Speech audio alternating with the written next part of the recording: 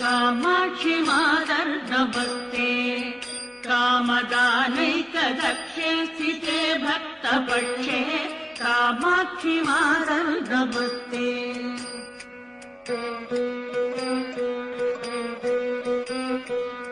कामारिकान्ते कुमारी कालकालस्य भर्तुकरे दत्तदत्ते कामाय कामप्रदात्री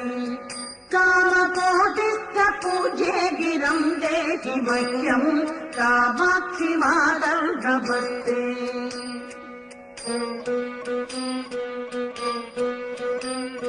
श्रीचक्रमध्ये वसन्ति भूतरक्षपिशाचादिदुष्टान् हरन्ति श्रीकामकोट्यान् ज्वलन्ति